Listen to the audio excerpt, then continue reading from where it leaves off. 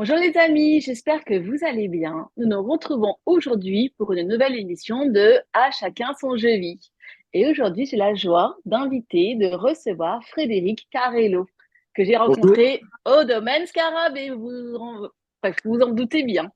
Bonjour Frédéric. bonjour Anne-Hélène, bonjour à tous et bonne année. La C'est santé, vrai. la joie, enfin, on va essayer de donner le meilleur de nous-mêmes et voir et accueillir cette année du mieux possible. Je suis ravie de te recevoir Frédéric. Moi aussi Anne-Hélène. Est-ce que, est-ce que tu peux nous dire qui est Frédéric Carello? Alors, je suis magnétiseur. Alors, je suis un magnétiseur classique dans le sens où je soigne les maux du corps, euh, classiquement, ce qui veut dire les brûlures, les problèmes musculaires, articulaires, tendineux, les problèmes de sommeil. Classiquement, c'est ce que je fais. Mais j'ai une particularité, c'est que je me nomme imprégnant dans le sens où la personne qui vient vers moi, je la ressens en moi. C'est-à-dire que je ressens ses douleurs, je ressens ses maux physiques, je ressens ses états d'âme et tout ce qui peut la perturber en moi de manière très factuelle. Ce qui veut dire qu'il n'y a aucune interprétation de aucune nature que ce soit et ça m'aide à préciser mes séances. Alors des fois c'est un peu bizarre, mais c'est comme ça que je fais depuis professionnellement 10 ans, mais je pratiquais déjà en dilettante. Enfin, j'avais cette capacité innée depuis l'âge de 16 ans, où en fait, j'ai fait mon premier soin sur un terrain vague à Drancy, parce que là, je suis à Drancy, euh, où on faisait un match de football en été, et il y avait un camarade qui était mon meilleur ami, qui s'appelle aussi Frédéric, qui s'était fait une foulure, en fait, parce que quand je te dis terrain vague, c'est vraiment un terrain vague où il y avait des bosses, tu vois, c'était des crevasses, dans une terre sèche, en plein mois de juillet. Et en fait, quand tu tirais le ballon en face, il partait à droite, à gauche. Et il s'était mis la cheville dans ce trou. Vraiment, il se blesse bien. Du coup, il avait un melon sur la cheville droite. Donc la partie s'arrête, on s'était mis contre un mur. Et instinctivement, je suis parti sur cette cheville et j'ai fait des gestes que je ne comprenais pas. Mes mains chauffaient et j'accompagnais la décongestion, ce qui veut dire que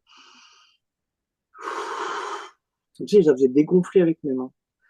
Et à partir de là, ça a duré quoi, 15-20 minutes, la cheville se dégonflait, la chaleur s'enlevait de mes mains et bon, on n'a pas pu jouer au foot derrière, hein. On l'a accompagné à cloche-pied à la maison, mais déjà il y avait cette capacité que je ne comprenais pas. Je l'avais fait. Alors, attends. Tu as 16 ans. Ouais. Jusque-là, rien n'était arrivé dans ta vie avant ces 16 ans, avant Non, cet événement-là? non, C'était normal. Tout va non, bien. non, mais dans ma famille, si tu veux, il y a toujours cette.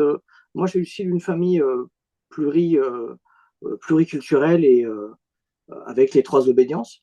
Si tu veux, il y a toujours ce petit côté. Moi, je suis d'Afrique du Nord, hein, je suis du Maroc. Et il y avait toujours cette petite mysticité où ma grand-mère avait ses gris-gris, où elle faisait des nettoyages dans la maison, elle faisait des protections dans la maison. Donc, si tu veux, j'ai toujours un peu baigné dans cet univers un petit peu mystique. Et ma tante soignait avec les mains, mon grand-père, mon père, enfin, la sœur de mon père soignait avec ses mains, ma marraine.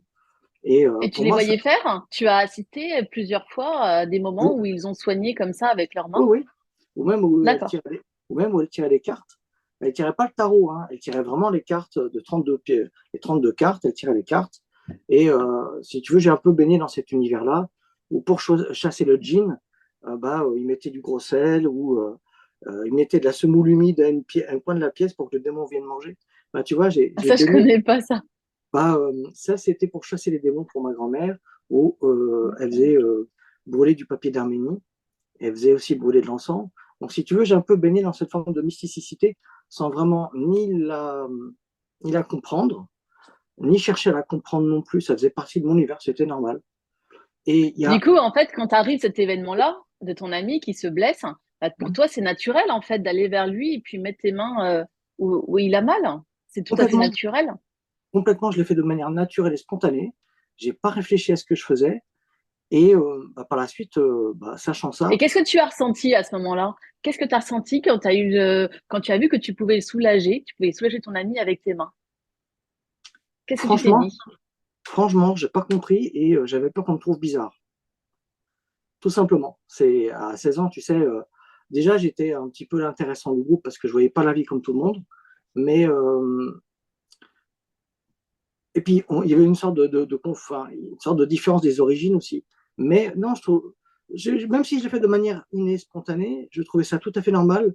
Mais j'avais peur du regard des autres quand même, parce que euh, c'était, tu sais, les cours d'école, il y a les petits groupes qui se forment et moi j'étais vraiment dans aucun groupe, quoi. Je n'arrivais pas à me mettre dans un groupe en particulier. Mais ça m'a. Après, sachant ça, on est venu vers moi, amis, famille, pour soigner des maux de dos, pour soigner des migraines. Mais je faisais ça vraiment en dilettante. Dire, c'était Mais tu pas. aimais ça? Tu aimais Ah oui, ça? Ça oui. vibrait en toi? Tu te sentais heureux quand tu faisais ça? Ouais, déjà, je me sentais bien.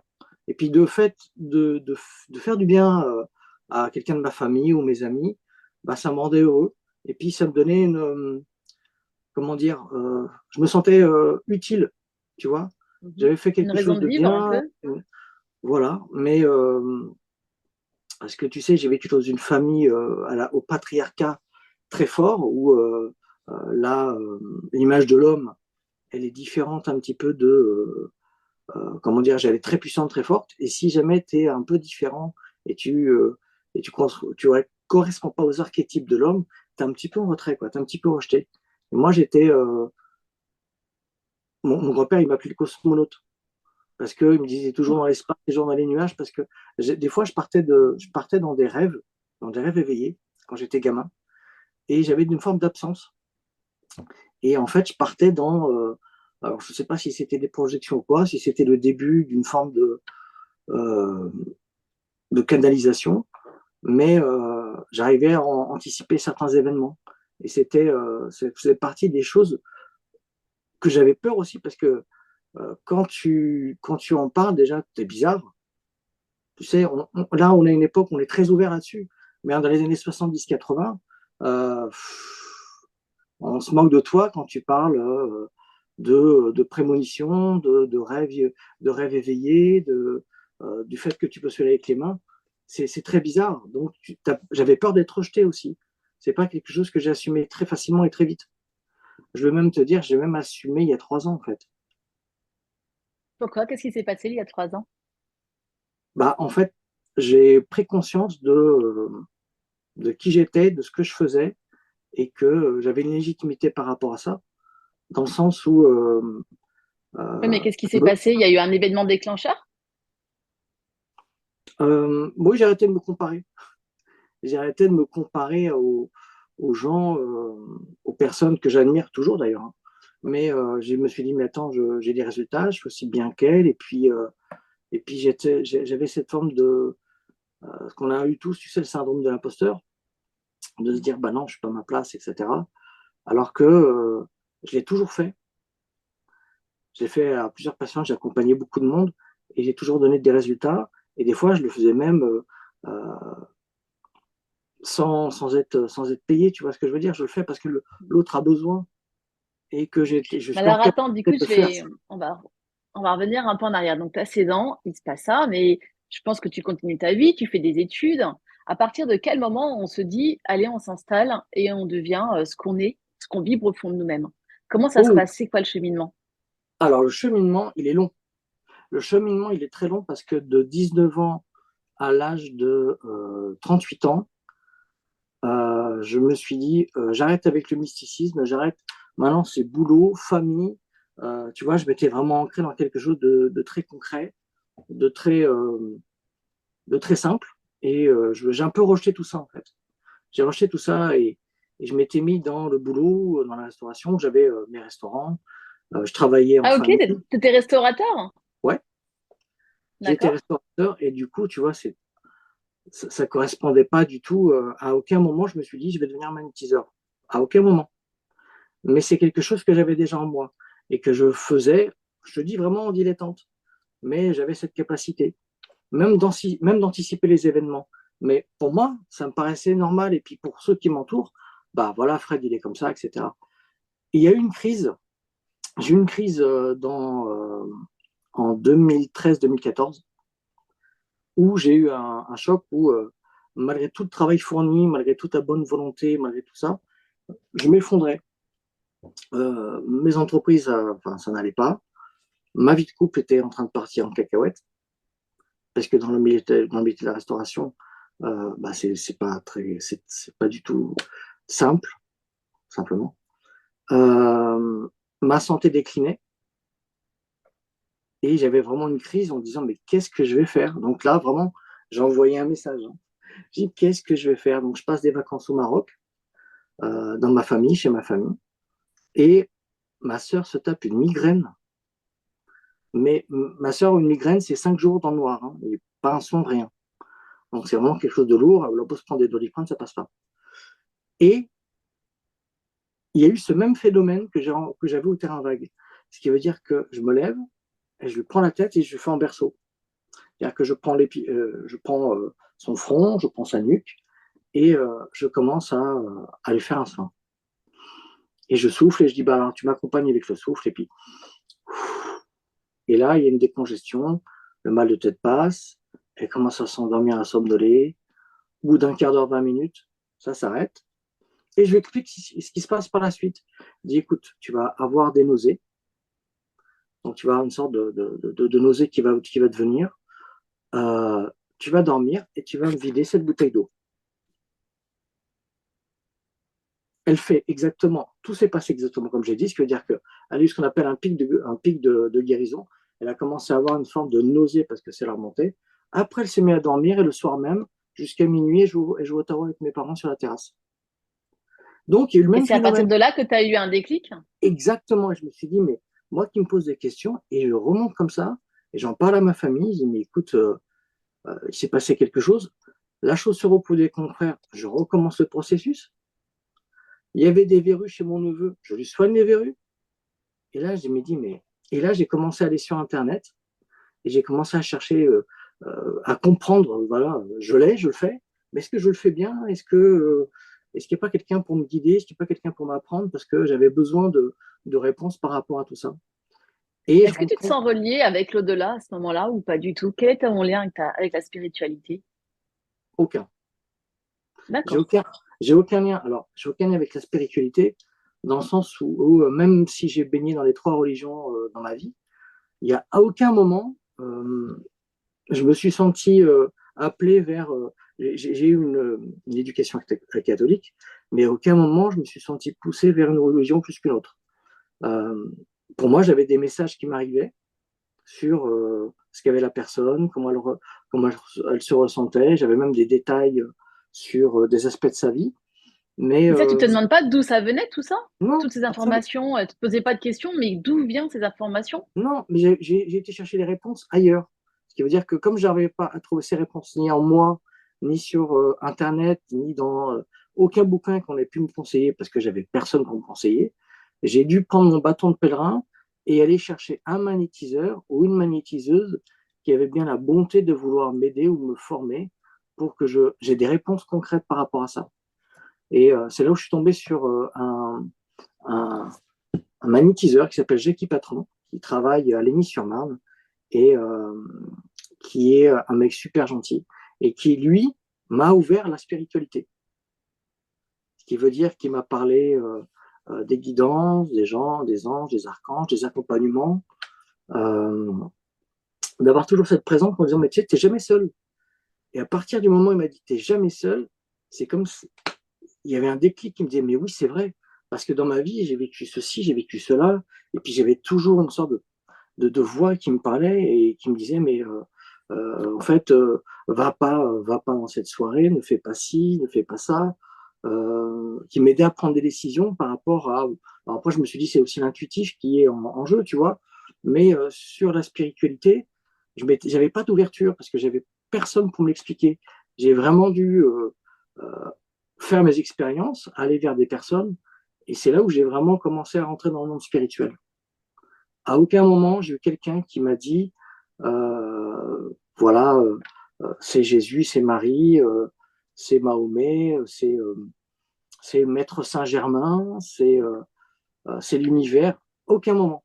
C'est vraiment moi qui ai dû chercher ou simplement trouver par moi-même et, euh, et me diriger sur cette voie.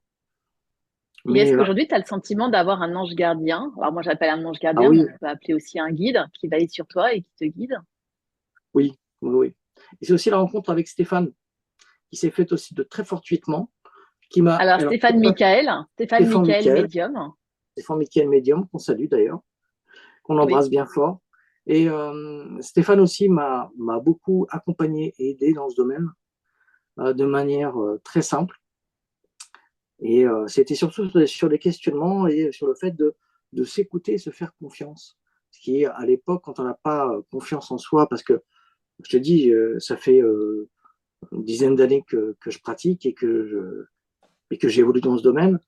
Et ça, j'ai dû un peu essuyer les plâtres et j'ai pu faire des expériences qui m'ont vraiment permis de me construire et de réaliser qu'en fait, nous ne sommes pas seuls, en effet. On est accompagnés, nous sommes guidés. C'est une réalité. Il y en a qui appellent ça l'intuition, il y en a qui appellent ça les anges, les guides. Il y en a qui, enfin, c'est Dieu ou l'univers, mais on est guidés, nous ne sommes pas seuls. Là, pour preuve, tout ce qui s'est mis en place depuis ces 3 dernières années, et j'inclus le domaine Scarabée parce que c'était quand même une expérience profonde pour nous tous, où j'avais vraiment le sentiment, enfin, je le disais à Stéphane, je dis, mais il faut que j'y aille. Je sais, j'ai quelque chose qui me pousse là-bas. Je me suis dit, je suis prêt à dormir dans la voiture pour venir vous voir, quoi. Mais vraiment, il y avait quelque chose qui me poussait. J'ai dit, mais il faut que je vienne. Puis j'ai rencontré Philippe et Laurent, et alors là, c'était une évidence. Alors, on précise, hein, Philippe Ferrer et Laurent Oui, Costa. oui, je suis un Mhm. peu trop spontané là, oui. Non, Oui, non, c'est oui, pas grave. C'est parce que nous, on se connaît, mais c'est pour les personnes qui vont nous écouter. exactement. Quand Alors, remonte alors la rencontre avec Stéphane Michael, justement? Comment tu l'as rencontré? Stéphane alors c'est Michael, grand médium qui est passé à la télévision. hmm. Comment ça s'est Alors, passé votre rencontre? sur une amitié. En fait, j'ai débuté à Bral dans le 77 où j'étais dans mon premier cabinet qui était à Bral en ce qui s'appelait Sans Essence. Et il y avait une communauté de différents praticiens. Et c'est là où j'ai rencontré Sylvie Trouillet, qui est sonothérapeute, qui travaille sur les bols tibétains. Son mari, Denis, est numérologue. Et ils font des salons. Moi, je fais des salons de mon côté. On fait chacun nos salons. Des fois, on en fait des communs. Et euh, Sylvie rencontre Stéphane. Et Stéphane est de Drancy. Moi, je suis de Drancy. Et nous met en contact. Et ça a matché direct. On a pris, on a pris une boisson sur la place de la mairie. Et c'est de là où notre amitié est née. Et lui, bah, il a grandi enfin, on connaît l'homme qu'il est maintenant. Et puis, il n'a pas changé, hein. Je peux te garantir qu'il a d'une humilité, d'une simplicité qui moi, je l'admire parce que bon, c'est mon ami, mais c'est quelqu'un qui est d'une simplicité, d'une humilité totale par rapport à tout ce que tu connais de lui, par rapport à ce qu'on voit de lui. Il est resté le même. La même personne que j'ai connue sur la terrasse de café, mais chacun de nous a développé son potentiel et on s'est accompagné, on s'est soutenu, et c'est comme ça qu'est née notre amitié. Et c'est quelqu'un que j'aime énormément. Tu vois, c'est cette belle personne qu'on connaît et qui m'a toujours soutenu, qui m'a toujours accompagné, qui m'a conseillé des lectures, qui m'a dirigé même vers d'autres praticiens pour faire connaissance, qui m'a ouvert à d'autres choses. Et c'est comme ça que j'ai pu grandir, on va dire, entouré des bonnes personnes, parce que c'est quand on est un peu nu et un peu seul dans ce domaine, c'est difficile de savoir où mettre les pieds et savoir si on fait bien les choses. Et On a besoin d'être rassuré, en fait. oui, oui, oui, oui. Là, ça va beaucoup mieux. Je suis assuré dans ce que je fais et les résultats sont là. Mais mes accompagnants et mes consultants sont contents parce que la personne qui vient vers nous, elle vient pour un résultat. Elle vient pas pour une démonstration de magie ou de miracle. C'est pas ce genre de choses qu'on fait. Et oui, oui, il est là, on s'accompagne, on, on se respecte, on s'aime, mais oui, oui, on a besoin d'être entouré, d'être accompagné pour ça. Mm. Euh, Stéphane est génial. D'ailleurs, Et, c'est lui. et du coup, oui, vas-y, excuse-moi. Non, non, je t'en prie. Non, je disais, c'est aussi lui qui m'a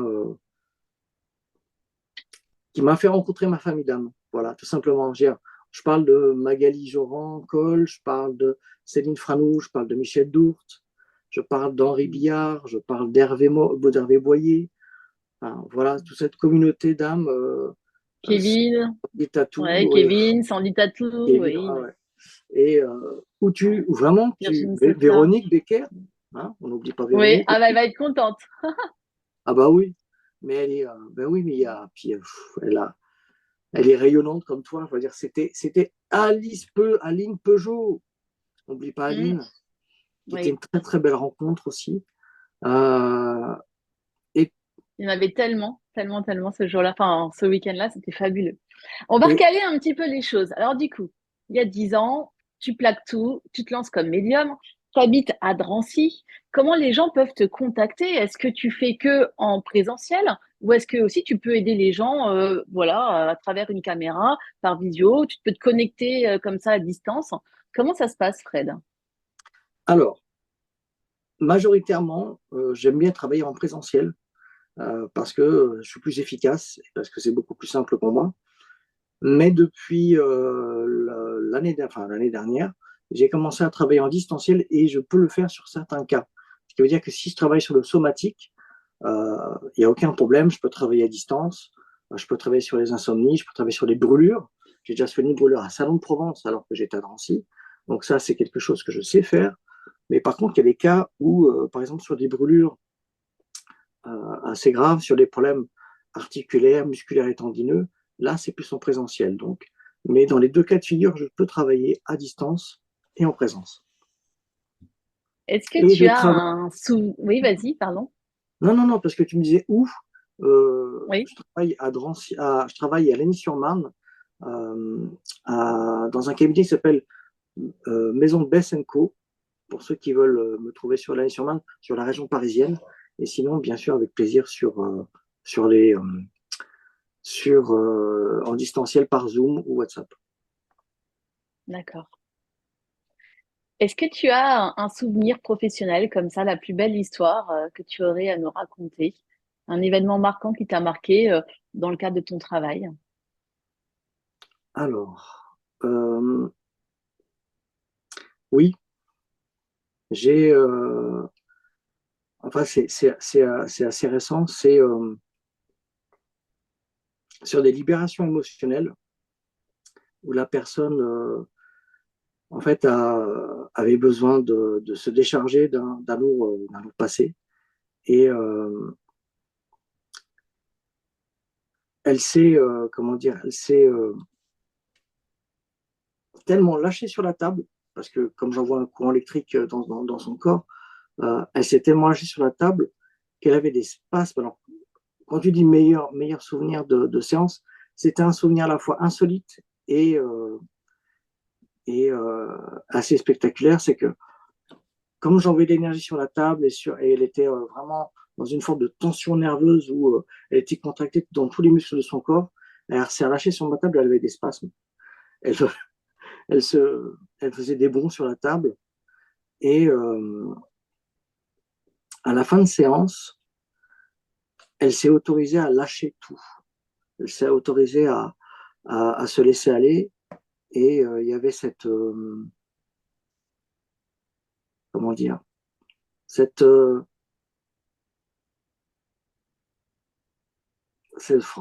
j'ai du mal avec ça parce que c'est assez intime, mais elle avait,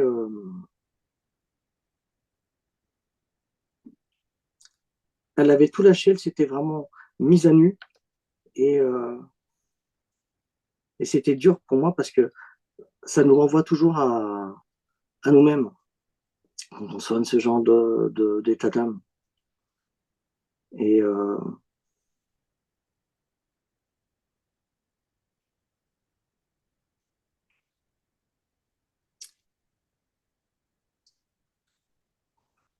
j'ai du mal à trouver les mots, Anne-Hélène.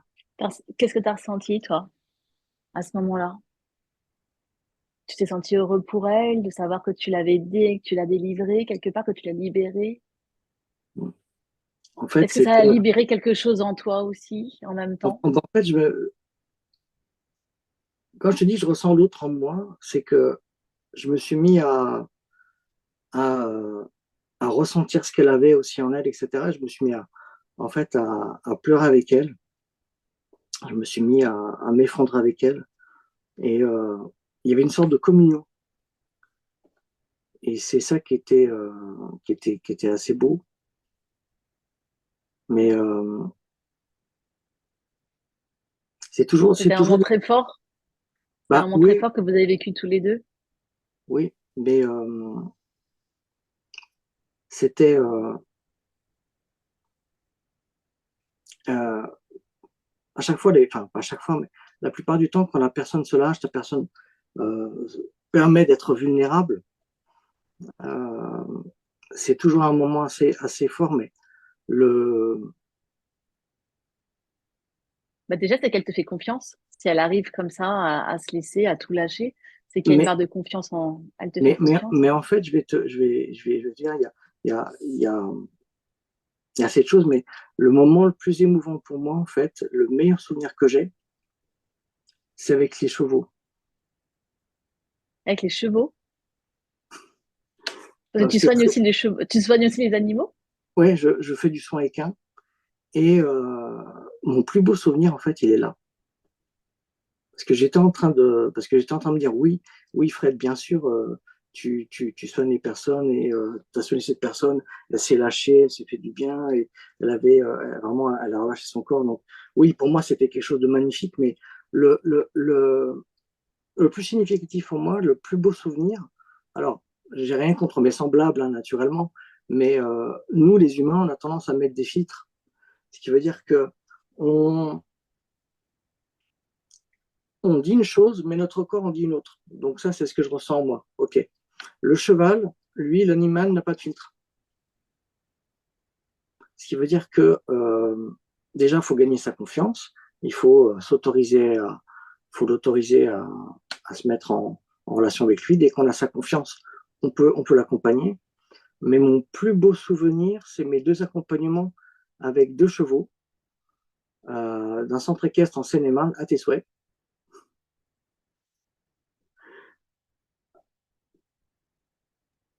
J'avais coupé mon micro. Je Vas-y. m'excuse de cette longue absence que j'ai eue là. Bref.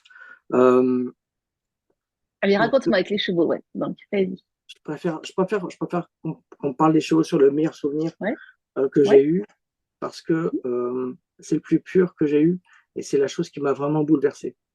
J'ai eu un centre équestre qui m'a appelé et il y avait un de ses chevaux, une de ses juments qui avait un orgelet. Et un orgelet, c'est un cheval, s'il n'est pas soigné à temps, bah, c'est l'abattoir. Donc, Ah oui. ouais. Et donc, moi, j'ai déjà fait sur l'humain, donc tout ce qui est euh, herpès, sur tican, zona, etc. Donc, j'ai pratiqué la même méthode sur le cheval. Donc, donc là, sur un cheval, c'est 2 à 3 séances, hein, comme chez l'humain, de la même manière.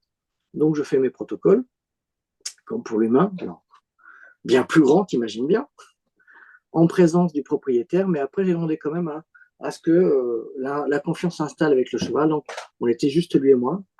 Et donc, je travaille sur la jument, adorable, et je travaille sur son œil. Alors, bien sûr, pas en contact, parce que le cheval, il ne te regarde pas en face, en fait. Le cheval, il te regarde de profil. Enfin, tu dois connaître, certainement, mais en fait, il n'a pas une vue périphérique, une vue panoramique. Donc, il fallait que je me mette ou à droite ou à gauche. Et donc, je travaille sur son œil. Et deuxième séance, ce qui veut dire 2 jours, 3 jours après, je reviens le voir et elle m'accueille. Elle me reconnaît, elle m'accueille. Elle vient me dire bonjour. Et je la soigne et là, l'orgelet diminue. Je sens vraiment qu'elle s'apaise, etc.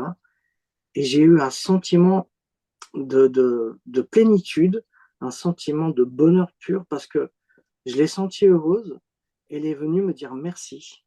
Alors, comment un cheval dit merci, NN? Un cheval, en fait, Je pense que t'as entendu sa pensée, t'as entendu son âme, non? bah, je l'ai Ou senti non? déjà. J'ai senti déjà un rapprochement physique parce qu'elle vient, tu sais, puis elle, elle, euh, elle se colle contre toi et vraiment, tu sais, elle s'est baissée sur mon épaule comme pour faire un câlin, tu vois. Et je me suis mis à pleurer.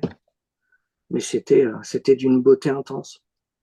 C'était un moment de gratitude Ouais, que tu as vécu avec elle? ouais. Et vraiment, tu le ressens. Tu ressens cet amour, en fait. Tu ressens cet amour que peut te donner un animal. Parce que lui, il a pas de filtre, hein. Puis quand tu demandes où il a mal, il te dit vraiment où il a mal. Il te dit, bah, il va te montrer, voilà, le flanc, il va te montrer l'œil. Euh, du coup, ça marchait tellement bien que le box d'à côté disait, bah, tiens, le poney à côté, il a un problème. Et je rentre dans le box et j'ai un mal de dos à Hélène. Mais vraiment, j'ai cru que j'allais m'écrouler. Et j'ai dit, mais oulala, mais il y a le train arrière qui va pas, il n'arrive pas à sauter les obstacles. Il fait, bah oui, justement, il n'arrive pas à sauter les obstacles. Et en fait, les deux chevaux étaient stressés parce qu'il faut savoir une chose, c'est que les centres équestres, les propriétaires, pour amortir l'achat du cheval, leur font faire des compétitions et les font monter par des tiers. Ce qui veut dire qu'ils louent le cheval pour qu'un cavalier Ah oui. puisse. Ça, j'ai appris en travaillant là-dedans. Et bon, c'est pas ce qui me plaît le plus, mais le cheval, ce qu'il demande, c'est quoi? C'est du repos. C'est du repos et des câlins. En fait, l'orgelet, c'est un stress dû, euh, dû à une surexploitation. Et l'autre, il s'enchaînait les compètes. Donc, à un moment donné, bah, comme Ouais, tous mais les. est-ce que ça, les propriétaires sont capables de l'entendre quand tu leur exprimes ça? Votre Bah, cheval a écoute, besoin de repos, il est stressé, voilà. bah, écoute, Comme tu dis, oui, c'est la rentabilité d'abord, donc oui, oui, mais c'était pas le. Comment dire? C'est pas leur priorité. Ils m'ont dit oui, oui, bien sûr, on va se reposer, etc. On va lui faire sauter deux ou trois compétitions. Mais j'ai dit non, laissez-le dans la pâture, laissez-le tranquille, faites-lui des câlins, brossez-le, enfin, prenez soin de lui parce que si vous voulez le garder, enfin, tu vois. Mais c'est ça tu vois, tu fais ton travail et tu sais pas ce qui va se passer derrière. Mais ce que m'a donné le cheval, ce que j'ai partagé avec les chevaux, écoute, je ressors de là, je rentre dans la voiture, je pleure. Mais pas, je pleure de tristesse, je pleure de joie. C'est, parce que tu as vécu avec eux ce que tu as partagé, hein. voilà, je remercie. Et puis, leur langage, il est clair, tu vois. Et c'est pour ça que j'avais un blanc de conversation. Je me dis, j'étais en train de te parler de l'humain. Je dis, mais non, ma plus belle histoire d'amour dans ce métier, c'est avec les animaux. Parce il y a une pureté même dans le langage, dans le dialogue. Pour le fait, ressentir l'autre, enfin ressentir l'animal, ça a encore plus de sens. Parce que lui, il va pas te dire, bah, Monsieur Carrello, moi j'ai mal à ma croupe, Monsieur Carrello, j'ai mal à mon garrot. Enfin, tu vois, enfin, mon garrot, il va pas te dire ça, tu vois. Il faut vraiment que tu sois vraiment en perception, faut que tu sois vraiment avec l'animal pour le sentir. Et les chiens et les chats, c'est pareil. Alors en fait, Le, c'est un petit peu de la communication animale ce que tu fais. oui, oui, D'accord. mais en fait, quand je te parlais du non-verbal, quand je te parlais du fait de l'imprégnance, c'est que c'est quelque chose que j'ai développé depuis des années aussi en parallèle même pas en parallèle, en même temps que mon magnétisme, mais c'est quelque chose qui est inné, on ne l'a pas appris. Ça, c'est quelque chose, je suis né avec. Et des fois, j'ai pas toujours écouté ces signaux dans ma vie. Ce qui fait que j'ai eu des déboires, des mauvaises rencontres, qui ont été aussi des expériences de vie. Mais la plupart du temps, quand tu as cette forme d'intuition que tu ressens même dans ton corps, alors, comme outil, le magnétisme, c'est fabuleux. Mais à vivre au quotidien, c'est compliqué. Ce qui veut dire que quand je fais les courses au supermarché, je passe dans les rayons, un exemple, hein, je peux me taper un mal de dos, je peux me taper un, et ça ne vient pas de moi, ou quelqu'un qui a ses menstruations, je le ressens aussi. Enfin, tu vois, c'est très perturbant, mais en même temps, ça fait partie de mon quotidien. Alors, tu as la médaille et le revers de la médaille. Et Et je est-ce que du m'excuse. coup, des fois, quand tu es dans les rayons de supermarché, tu ressens donc le mal des personnes que tu croises. Est-ce que tu as envie de leur parler? Est-ce que tu t'autorises à leur dire, Non, Je sens que vous... Non, ça, tu le ah gardes non, pour mais non, toi? non. Ah, bah oui, je garde pour moi parce que, premièrement, c'est pas très professionnel. C'est la personne qui doit venir vers toi et te demander. Et c'est une démarche volontaire de venir vers le magnétiseur, le Reiki, le voyant pour dire voilà, j'ai besoin de réponse, j'ai besoin d'être aidé, j'ai besoin d'être accompagné. Mais à aucun moment, je vais aller solliciter la personne en disant ah, tiens, vous avez peut-être mal là. En plus, tu passes pour un mec bizarre, donc bon, on va s'éviter ce genre de malaise. Et comme je te dis, c'est pas du tout professionnel. Donc, il vaut mieux. Tu trouves que c'est pas professionnel? Non. Il y a des gens qui te... Ah ouais, il y a des gens qui peuvent ne pas te connaître, pas connaître forcément le magnétisme, qui peuvent être interpellés parce que tu leur dis. Tu dis, waouh, comment il sait ça? Peut-être que cette personne peut m'aider. Oui, oui, mais en même Non, temps, tu... ça. Oui, mais ça. On n'est pas tous, par exemple, euh, c'est pas perçu de la même manière par déjà les différentes ethnies, parce que tu peux pas parler à un Nord-Africain, un Africain de magnétisme qui va prendre ça pour de la sorcellerie, comme tu vas parler à quelqu'un d'Européen qui va prendre ça aussi, qui peut prendre ça parce qu'il connaît qui connaît la chose, qui va dire mais qu'est-ce qu'il me veut celui-là encore? Qu'est-ce qu'il a à me vendre, tu C'est un vois? charlatan. Ah, c'est un charlatan. Alors je me préserve de tout ça parce que ça, c'est en plus, c'est des erreurs de débutant que j'ai fait il y a des années, où j'ai commencé comme ça, où je voulais absolument, puisque j'avais cette capacité, que ça faisait du bien et que j'y arrivais. Donc, la seule chose que tu as envie de faire, c'est aider tout le monde. C'est pouvoir être à la disposition de tout le monde. Mais ça, c'est impossible.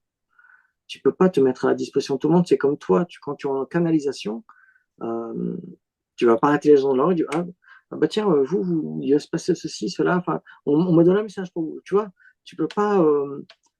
On peut pas être à la disposition de tout le monde. C'est Est-ce que, tiens, je rebondis, est-ce que ça te fatigue quand tu fais ton magnétisme? Est-ce que tu te sens alors fatigué après? oui parce qu'en fait quand je canalise c'est pour l'information, mais quand je soigne c'est avec mon énergie propre. Quand on parle de canalisation, on est déjà dans un monde où tu as ton énergie biologique humaine, ce qui veut dire ta capacité électrique et ta magnétite qui est l'amplificateur de ta capacité électrique, donc qui permet de diffuser l'énergie du corps. Mais en plus, tu vas composer avec les énergies environnantes qui sont à la fois naturelles, je parle de l'électricité statique, je parle des énergies comme les infrarouges, comme la luminescence, comme l'électricité et les courants électriques alternatifs qui sont des sources artificielles et qui résonnent parfois, par exemple dans un supermarché, c'est une cage de Faraday parce que c'est une armature métallique et tu as toute cette confiance d'énergie autour de toi. Je ressors d'un centre commercial, moi, c'est l'exemple que je donne pour schématiser un peu, tu vois, c'est que vraiment, tu ressors, tu es rincé. Parce que tu as été brassé par toutes ces énergies. Pour quelqu'un de lambda, déjà, c'est fatigant, mais pour quelqu'un qui est rompu aux énergies, c'est laminant. Moi, je le fais quand il n'y a personne, hein, ou je préfère aller chez mon petit commerçant du coin où il n'y a pas grand monde, tu vois. Mais ça brasse énormément d'énergie. Pour répondre à ta question, je ne peux pas faire plus de 3 à 4 clients jour. D'accord. Et si c'est un premier rendez-vous, je prends la matinée ou l'après-midi. Parce que ne Ah ouais, ça dure sachant, aussi longtemps? non, mais ne sachant pas la personne que je vais rencontrer, euh, des fois, il y a par exemple là, sur les libérations émotionnelles de 2023-2024, non, 2022-2023, pardon, où j'avais des personnes qui ressortaient, enfin, le Covid c'était 2019-2020, mais tu vois, il y avait encore des grosses charges où il y avait besoin de libérer pas mal de choses et des somatisations qui créent des maux du corps. Tu ressors, t'es rincé, quoi. Et là, c'est pas plus de 2 à 3 personnes jour. Parce que c'est très fatigant. Et même quand je le fais à distance, j'utilise la même énergie, mais en projection. Donc, c'est encore difficile. Mais oui, oui, oui, bien sûr, ça me fatigue. Donc, ça demande à la fois une préparation, ce qui veut dire une protection au démarrage, nettoyage à la fin, mais des fois, ça suffit pas. Des fois, on a vraiment besoin de se recharger, de se recréer. Et comment Donc, tu fais alors, dans ces cas-là? méditation. Tu médites Méditation, beaucoup? oui. J'ai appris avec le temps. Et c'est une méthode que j'ai même apprise au théâtre, parce que j'ai fait du théâtre. Et c'était en préparatoire, c'était tout ce qui était en préparation des répétitions, tu vois. Et j'avais appris à travailler en pilates. Donc le Pilates, c'est extraordinaire pour ça, parce que c'est une gymnastique douce, mais en plus, ça te permet vraiment de te centrer, de te concentrer, de pouvoir te recharger tranquillement.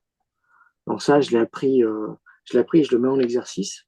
Et la respiration abdominale, que je conseille à tout le monde et que je pratique même en séance. Donc ça me permet de me recharger. Mais quand vraiment tu as fait une grosse semaine ou une grosse journée, parce que des fois, une journée, ça te met à plat, euh, ça me permet de me recharger. Alors aussi, bien boire, bien manger. Alors, ça ne veut pas dire se taper une bière avec une choucroute, hein. C'est pas ça l'histoire, c'est bien s'hydrater, hein, tu vois. C'est ma meilleure amie. Bien s'hydrater, manger sainement, du Et tu verre. manges sainement. Je vois des fois tes posts sur Facebook, je me dis, waouh, il mange sainement, vraiment, hein. Non, ça va. Non, ça va. Là, quand je te pose des trucs, bah là, c'était les fêtes. Alors, tu vois, manger sainement, Non, non, mais je parle avant les fêtes. Avant les fêtes. Ah C'est oui, très équilibré tout ce que tu manges. tu trouves? Ah oui. Bah, par rapport à moi, oui. Ah oui. Ah bah oui, tout ce qui est légumes, tout ce qui est viande grillée, etc. Oui. Et puis, en fait, avant, tu auras vu mes posts il y a de ça 2, 3 ans, c'était tout l'inverse. C'était des Ah viandes en oui. sauce, c'était des trucs gras, c'était Ah ouais, c'était horrible. Et là, par contre, je me suis mis vraiment sur une. En fait, je fais ça. Ce que je fais, c'est je mange ce que je préconise. Ce qui veut dire que euh, déjà, il en va de ma crédibilité, premièrement, mais ça m'aide moi aussi à pouvoir mieux travailler. Ce qui veut dire que si j'ai une qualité d'énergie qui est positive, qui est vivifiante, mon client, il va en profiter. Tandis que si à l'inverse, je me fais une grosse journée, je dis, ah bah tiens, je vais me faire plaisir, je vais me faire un McDo avec un grand coca, et puis derrière, je vais manger des donuts, et puis, oh bah tiens, il y a des M&M's. Non, là, on commence à se mettre dans un taux d'acidité qui va faire baisser ton taux vibratoire, qui va te faire baisser ton énergie, et donc, je ne vais pas du tout être efficace, fatigué, je ne vais pas du tout être même de bonne humeur, parce que ça agit aussi sur ton humeur. Donc, ça ne va pas être positif. Il faut bien manger, bien boire, se reposer. Il faut avoir une bonne nuit de sommeil. C'est très important, le sommeil, pour pouvoir se recréer. Avant, je dormais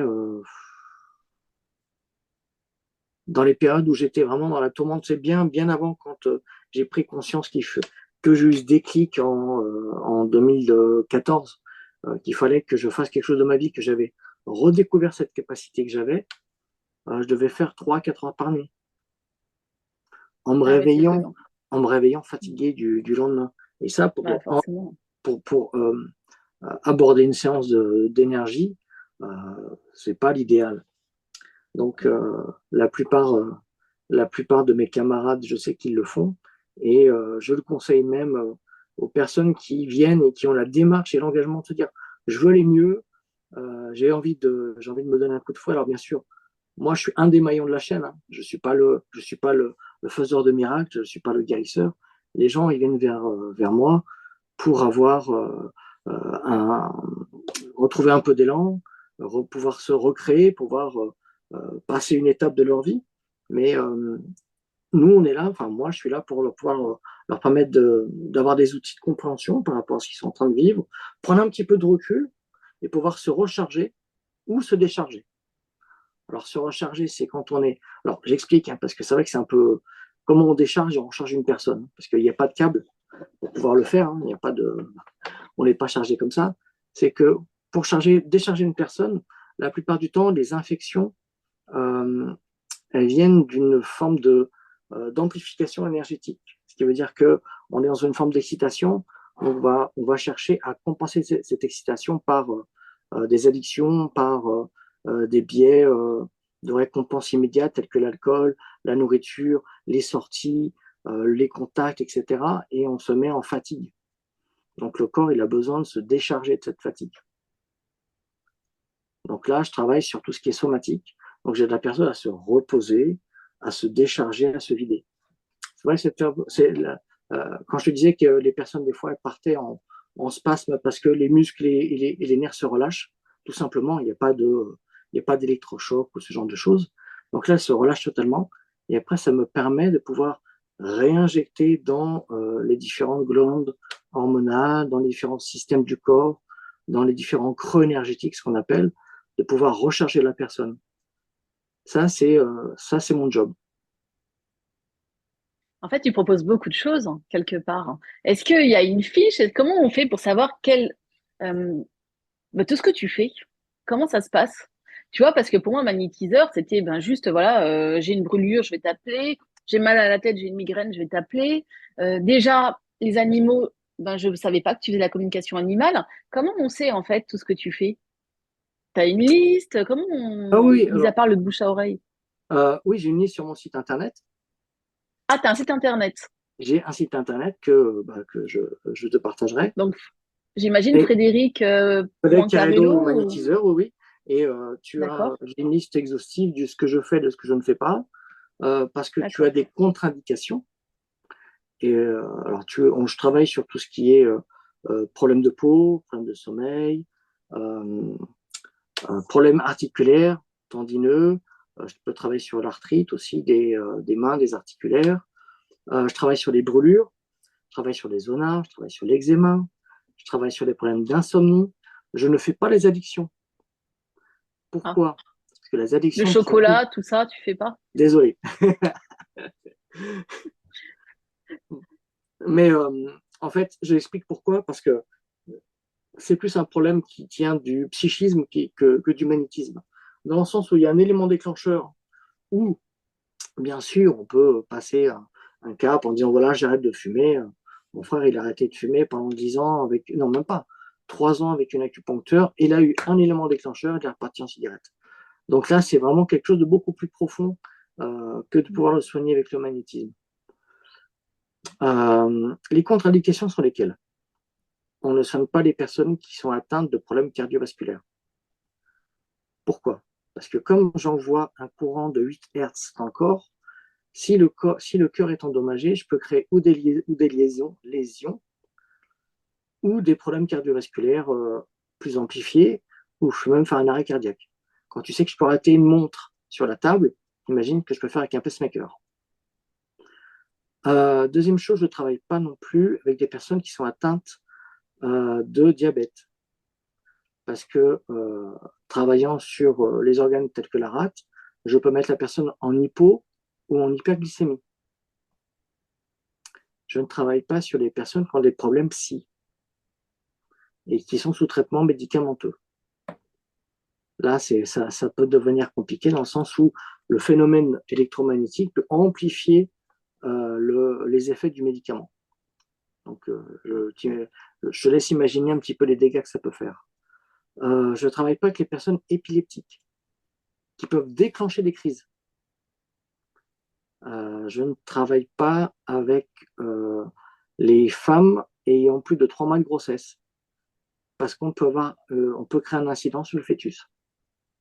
Ah oui, donc. Vu qu'on travaille sur la cellule, tu vois, c'est quand même assez cadré. Et Mhm. naturellement, je ne travaille pas avec les mineurs, sauf demande expresse du mineur en présence de son tuteur légal.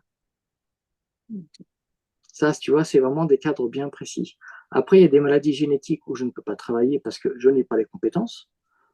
On n'est pas des substituts à la médecine puisque je ne suis pas médecin. Donc, on ne dit pas à quelqu'un qu'il faut arrêter son traitement. Ça, c'est hors la loi. Et en plus, ça, c'est entre le médecin et son patient. Voilà, ça, c'est vraiment les choses très cadrées. Et sur ce que je ne fais, je ne fais pas. La liste est exhaustive sur mon site internet. D'accord. Euh, et Et les animaux, tu en parles sur le site internet des animaux? exactement, je parle des animaux, soins équins, canins et félins. Pour l'instant, j'ai pas fait les chèvres. Une fois, on m'a proposé des vaches, mais en plus, c'était un vrai problème qui pouvait plus correspondre à un vétérinaire. Mais pour l'instant, contente des chevaux, des chiens et des chats, enfin des choses que je maîtrise en fait. Et là, c'est pareil, on peut faire en visioconférence ou il faut vraiment venir chez toi Ah non, je viens. Ah, avec je viens. l'animal? Ah non, Ah, non, tu je te viens. déplaces? Ah oui. Je fais du domicile, alors en région parisienne naturellement, mais je travaille à distance vraiment plus avec l'humain qu'avec l'animal. Dans l'animal, je me D'accord. déplace. Et je t'avoue, je préfère. C'est vraiment mon. Je crois que je l'avais déjà dit dans un live, mais je me dé... j'ai un...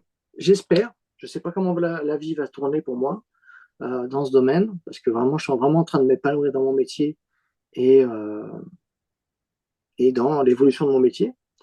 Et j'espère pouvoir me tourner plus vers l'animal. D'accord. C'était dans tes projets 2024, on va dire. C'est un souhait, voilà, c'est un souhait à l'univers, c'est un souhait au monde. Euh, Là, j'ai commencé à faire mes transmissions de savoir, ce qui veut dire que je donne les De bases quoi? du monde, mes Transmission de quoi? transmissions des savoirs en magnétisme. Ah, pardon.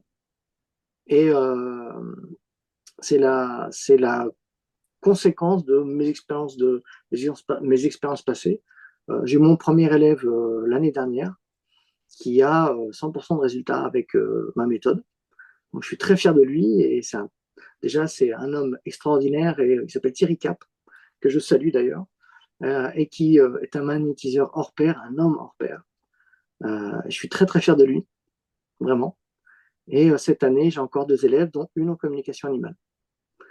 Donc, Et donc, comment ça se passe? Les gens viennent vers toi et te disent, bah, Frédéric, est-ce que tu peux m'enseigner? Est-ce que tu peux me former? Ça se passe comment, en fait? en fait, la personne vient vers moi parce qu'elle a besoin déjà de comprendre déjà est-ce que j'ai du magnétisme et je veux vraiment savoir les motivations profondes qui vont l'amener à faire. Pourquoi veux-tu faire du magnétisme? Parce que c'est vrai que c'est quelque chose de très beau et de très prenant, mais il y a la médaille et et le revers de la médaille, ce qui veut dire que d'accord, tu vas accompagner des personnes, etc. Mais ça demande une écoute particulière, ça demande un savoir-faire particulier. Si c'est l'argent qui te mène à aider l'autre, c'est pas vers moi qu'il faut se tourner. Si tu es là, c'est parce que tu es en présence de l'autre, que tu veux vraiment l'accompagner, tu vas faire de ton mieux, que si tu lui dis oui, c'est parce que tu sais que tu vas donner un résultat. Tu ne peux pas venir avec une promesse ou dire voilà, on va voir ce qu'on peut faire. Alors là, comme je te disais tout à l'heure, c'est dans le cadre expérimental, donc quand c'est comme ça, bah, c'est paiement au résultat. Mais quand tu sais que tu peux maîtriser tel et tel aspect de la personne et que tu veux lui apporter un soulagement, là, tu peux dire oui, venez vers moi, je sais faire. Et là, je suis tombé sur 2 personnes magnifiques qui sont venues vers moi et qui m'ont dit voilà, je voudrais m'occuper de mes animaux. Et quand je vois la qualité humaine de la personne qui est venue, qui m'a demandé de m'occuper de ces animaux, ça va être un honneur de pouvoir lui donner les bases et lui montrer comment faire. Et la seconde personne, c'est une révélation pour elle, et puis elle est animée par une belle foi, par quelque chose de beau, et je vais être très très heureux de les accompagner. Et moi, mes accompagnements, ça dure 2 ans. Ah oui. Il y a les bases et après il y a le suivi. Donc j'accompagne ces personnes comme j'aurais aimé qu'on fasse pour moi. Parce que tu as vu mon parcours qui est un peu chaotique et qui était long et fastidieux et qui est quand même le résultat de beaucoup de choses. Mais tout à l'heure, je m'excuse, hein, j'ai eu un blanc avec cette histoire de beaux Non, non, mais souvenirs. c'est pas grave. Je suis C'est pas désolé. grave. Mais non. J'étais, En tous ouais. les cas, toi, tu aimes la transmission. C'est ça, Frédéric? Tu aimes transmettre. Oui, Enseigner, transmettre. oui, oui, mais comment dire, je veux savoir à qui je transmets aussi. Parce que la personne, je veux savoir ce qui l'anime, je veux savoir pourquoi elle veut le faire. Comme je te dis, si elle est menée par l'argent ou par une forme de devenir le meilleur, non, on peut devenir que le meilleur de nous-mêmes, euh, mais apporter le meilleur à l'autre, oui. En fait, c'est Euh, de se mettre au service de l'autre, quelque part. C'est Complètement, ça, mais on est au ton service de l'autre. travail. Mon travail, c'est d'être au service de l'autre dans la mesure de mes capacités, dans les limites de mes capacités. On ne peut pas, comme je dis là, on n'est pas des faiseurs de miracles. On n'est pas là pour mentir aux gens. On n'est pas, on est là pour leur donner un soutien, une écoute, une aide concrète, avec des résultats. Et la particularité que j'ai et que je fais en sorte de transmettre, c'est l'imprégnance. L'imprégnance, c'est quoi? Quand je disais de ressentir l'autre, pour moi, c'est naturel. J'ai grandi avec ça, c'est en moi, voilà, je vis avec ça. Mais comment tu veux transmettre ça à quelqu'un? Eh ben, j'y arrive, mais en fait, j'avais vécu une expérience sur la médiumnité. Tu sais comment s'ouvrir à sa médiumnité, etc. Et en fait, c'est se mettre en neutralité. Quand je suis avec cette personne et que j'ai besoin d'être en lien avec cette personne, quelle qu'elle soit, je m'oublie. Je m'oublie complètement. Ce qui veut dire que je suis avec la personne, je ne pense qu'à elle. Je suis en totale neutralité. Je ne veux rien, je n'attends rien, je ne demande rien. Pour vraiment sentir l'autre en moi, en fait. Il faut juste que je sois là et je l'écoute. Mais je l'écoute pas que avec mon ouïe, mais j'écoute avec mon être, tout mon être.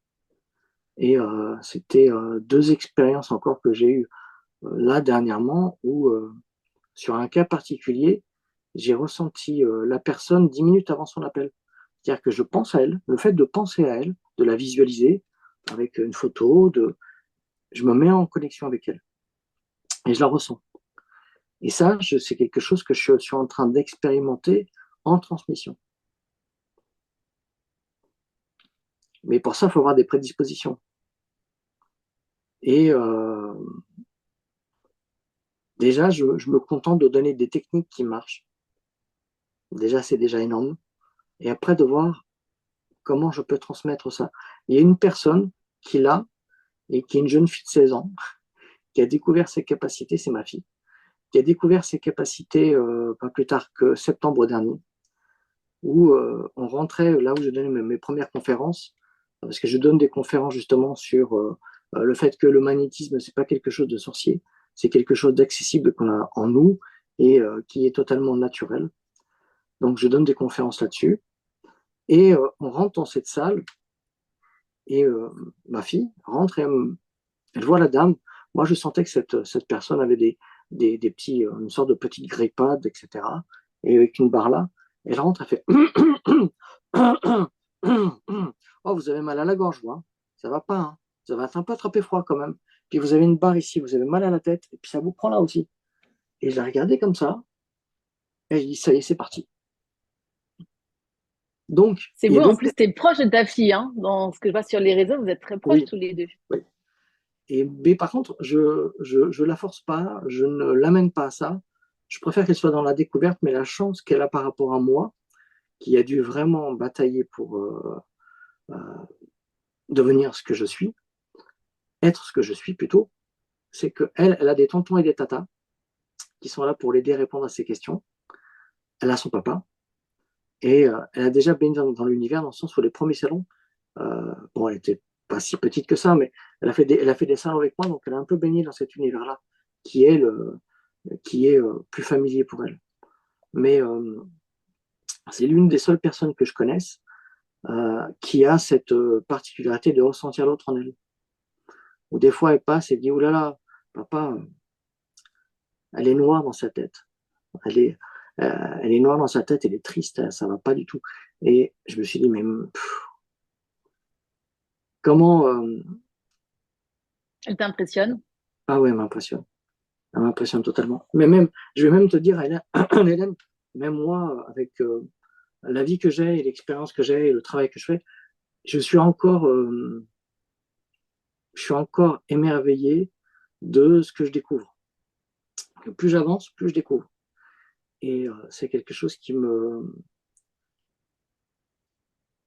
m'émerveille à chaque fois, qui me surprend, que ce soit ma fille ou que ce soit les clients ou les personnes qui viennent vers moi et que je ressens, mais comment je vais faire pour l'aider. Et puis dès que j'arrive en séance, paf, tout devient clair. Je commence à entrer dans mes protocoles. Je sais comment agir. D'ailleurs, pour anecdote, les premières séances que j'ai faites dans ma jeunesse, euh, j'allais directement sur le mal. C'est-à-dire que je mettais la main, ça faisait mal. Ah, c'est là, hein. Oui, c'est là, c'est là. Et puis, ah, c'est là. Puis, ah, oui, c'est là, c'est là. Donc, j'allais directement, ma main aller sur la zone faible. Donc, c'est quelque chose que j'avais vraiment en inné, mais que j'ai dû explorer avec deux formations que j'apprends toujours sur le domaine des énergies parce que c'est quelque chose qui est en réapprentissage. Il y a des études qui sont faites de manière holistique et de manière scientifique. On commence à comprendre les effets positifs, curatifs. Il y a des médecins qui commencent aussi à inclure le magnétisme dans leur protocole, dans les cliniques, dans les hôpitaux, dans les centres de rééducation, en cancérologie. Donc, si tu veux, on commence à s'apercevoir de la place que peut prendre en complément le magnétisme C'est ça, c'est complémentaire, tout à fait. complètement. Mais il y a un impact positif, il y a une vraie, on commence à avoir une vraie reconnaissance. Et c'est peut-être aussi ça qui m'a mis en porte-à-faux pendant les années, ce qui veut dire que où est-ce que je me place moi par rapport à ça? D'accord, j'aide l'autre, d'accord, j'accompagne l'autre, mais euh, on peut pas aller au bout de on peut pas accompagner on peut pas faire les choses pour la personne si tu veux. On donne ce qu'on a à donner, on fait ce qu'on a à faire, mais il y a un 50-50. Moi, je fais ma partie. Maintenant, à vous de pouvoir faire la vôtre, tu vois. C'est comme l'information que C'est tu vas donner important. à quelqu'un et c'est comme tu dis, tu vas gagner l'auto. Ah, super, je vais gagner l'auto. D'accord. Et après, tu la vois un mois après, tu dis, bah, j'ai pas gagné. Bon, mais est-ce que tu as joué? Tu vois, c'est ça, en fait. C'est l'exemple que donne Stéphane aussi souvent, c'est, voilà, vous n'avez pas gagné l'auto, mais est-ce que vous avez joué au moins? C'est pareil. Ce qui veut dire que Bon, Véronique Becker te dirait oui, oui, Fred, je joue au loto mais je gagne pas. et je gagne pas. Non, effectivement, c'est tout un cheminant, c'est-à-dire que toi, tu vas donner le meilleur de toi-même, mais il faut que la personne en face, elle ait aussi envie d'avancer. J'ai une amie Agnès, d'ailleurs, je pense qu'elle regardera cette émission. Elle est aussi, elle se lance dans le magnétisme. Et des fois, elle a des succès, des fois, elle a des échecs. Et je dis, mais tu peux peut-être pas soigner quelqu'un qui n'a pas envie d'être soigné. Il y a des gens, ils veulent qu'on les soigne, mais ils veulent pas réfléchir aux causes de pourquoi ils sont tombés malades, etc. Et ça, je sais que c'est important. Oui. Donc, à chacun faire sa part, j'ai envie de dire, c'est 50-50. Et puis, il y a aussi les personnes, oui, tout à fait. Le 50-50, je le rappelle à chaque fois, à chaque séance, on dit, voilà, j'ai fait mon boulot, non, c'est quoi le vôtre? Mm. Parce que c'est sûr que Et- si tu soignes quelqu'un euh, qui, a, euh, qui a des problèmes de hanche, etc., mais que ce serait, elle a besoin, elle sait qu'elle a besoin de faire du sport pour pouvoir se remettre en route, qu'elle a besoin de surveiller son alimentation, qu'elle a besoin de faire du ménage dans sa vie. Alors, ça, c'est pas nous de le faire. Mais au moins, on bah peut oui, pointer du doigt les choses. Donc, voilà. Vous avez ça, ça, ça, ça, ça. Maintenant, à vous de jouer. mm, c'est ça. On a fait notre part. Mais il y a aussi les personnes qui sont sceptiques dans le domaine médical, qui veulent absolument tout miser sur l'holistique. Non, non, non, non, du tout, du tout. Je peux comprendre le scepticisme qu'on a eu parce qu'on a eu la période post-Covid, tu vois, où on est ressorti avec une amertume, avec une remise en question qui était assez profonde. Mais c'est pas pour autant qu'on doit tout jeter, quoi. Tu vois, il y a des pathologies lourdes qui n'ont que la médecine holistique ne peut pas, ou la médecine holistique a très peu d'impact, a pas du tout d'impact. Donc il faut toujours continuer son traitement. Si ce médecin ou spécialiste ne vous convient pas, changez de traitement, changez de spécialiste, mais restez dans le domaine médical. C'est Oui, ça, c'est important. très Ça important. remplace pas. En fait, le magnétisme ne va pas non plus remplacer Non, la médecine. Ouais. non, non, non. Fred, on va arriver à la fin de cette émission. Et je voulais savoir si tu avais un petit mot de conclusion à nous donner, qu'il y a un message à transmettre aux personnes. Ça peut être dans ce qu'on était en train de dire, à chacun sa part, et enfin comme tu veux. Alors, ce que j'ai envie de dire, et que c'est le message que j'ai moi reçu, donc je le transmets, et c'est que on a tous dans la vie des périodes euh, où on s'imagine que notre vie est terminée, on est submergé par les problèmes et qu'on n'a pas d'issue, etc. Non, le changement, il vient du fait qu'on doit se séparer de certaines choses et qu'on doit se tourner vers soi. Ça veut dire être égoïste. Voilà. Il faut penser à soi, il faut penser à être égoïste, il faut penser à, voilà, si ça marche pas d'une manière, je vais essayer d'une autre, mais il faut jamais renoncer au bonheur. Il faut jamais renoncer à son propre bonheur. On a le droit au bonheur, on a le droit d'être heureux. Et les changements qui interviennent, pourquoi je parle de ça, c'est parce que la plupart des gens qui viennent me voir, ce sont des gens qui ont besoin qui sont à une étape de leur vie, qui sont à un moment charnière de leur vie, qui ont vécu des moments très difficiles dans leur vie et qui ont besoin de rebondir, mais qui ne savent pas comment faire. Mais c'est comme, moi je prends l'analogie du ballon dirigeable, c'est que pour monter, il faut se délester. Alors, il faut se délester de la culpabilité, du sac de la culpabilité, il faut se débarrasser du passé, il faut se débarrasser de certaines souffrances. Alors, il y a des souffrances dont on ne guérira jamais, mais ça ne signifie pas qu'on doit les entretenir. Donc, il faut les lâcher, ces souffrances. il y a aussi des habitudes et des mauvaises habitudes qui font qu'on reste toujours à la même place. Il faut avoir le courage de sortir de sa zone de confort. Alors, c'est facile à dire, mais c'est une réalité. Il faut se faire violence. Moi, j'ai 50 ans et je recommence encore. Il faut jamais renoncer à ses rêves. Il faut se donner la chance et la possibilité d'avancer, et ça demande à faire des choix. Et c'est ces choix-là qui vont déterminer la suite des événements. Et il ne faut pas toujours s'accrocher aussi à un objectif alors des fois ça aide à tenir cet objectif, voilà, ça donne une direction, mais il faut aussi savoir lâcher ce qu'on veut pour avoir ce plan on a droit. Et ça, c'est difficile à comprendre, c'est difficile à admettre, mais c'est une libération qui vous amène au moins à faire le bon en avant nécessaire. Voilà, c'est ce que j'ai envie de transmettre pour cette année 2024, de se dire, donnez-vous la chance d'aller mieux, et pour vous donner la chance d'aller mieux, faites des choix. Prenez des décisions. Autorisons-nous à nous dépasser. Ouais, Voilà, osons. autorisons-nous. Voilà, osons-nous. Moi, c'est l'opportunité qui m'est donnée sur les derniers sujets que je suis en train de te dire. C'est justement aller au fond des choses, se dépasser, euh, se donner les moyens d'y arriver. Et se donner les moyens d'y arriver, ça passe des fois par le renoncement. J'avais un metteur en scène qui m'avait appris, des fois, quand tu perds, tu gagnes. C'est-à-dire des fois, quand tu renonces à quelque chose, ou quand quelque chose ne t'est pas permis, il y a quelque chose d'autre qui se proposera toujours derrière. Mais si tu restes toujours sur ta ligne, si tu restes toujours sur ta trajectoire, et mon message, c'est ne renoncez pas à vos rêves. Ne renoncez pas à vos rêves, faites des choix, prenez des décisions, tranchez. Euh, des fois, il faut rompre avec des gens, des personnes, la famille. Voilà, c'est pas simple, mais il faut penser à soi et il faut toujours y croire, ça paye. Donc voilà, Ouais. c'est le message, non pas d'espoir, mais c'est le message concret de quelqu'un qui a brûlé et qui est rené plusieurs fois.